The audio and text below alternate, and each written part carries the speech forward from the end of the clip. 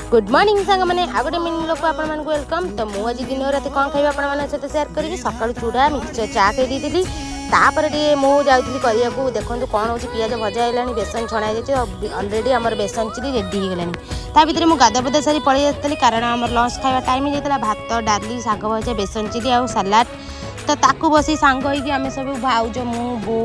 आम सब मिसिक खाई देलु आउ बेसन चिलीटा बहुत टेस्ट थिला आउ बेसन चिली रेसिपी मुझे आउ थे छाड़ी आप देखिए यहाँ करनी भितर केते जोर वर्षा होता तापर आम गरम गरम चा कर देथिली मोर बापा आम सब मिसिक पी देलु भितर दांडबो नहीं आसला भाउजों साद गुपचुप वेजिटेबल चप आउ छेनापोड़ सब सिंगड़ा फिंगड़ा था आम टी आनी खाई देलु कारण राति भी आमको जीवार था इति घर खाइबा तो घर जाए देखो केते सारा आइटम आसी गुपचुप होती चाट खुड़ी घरे करते आउ सब किଣା ही आसला भाउजों डका होता सहित आम सब सांग मिसिक खाई देलु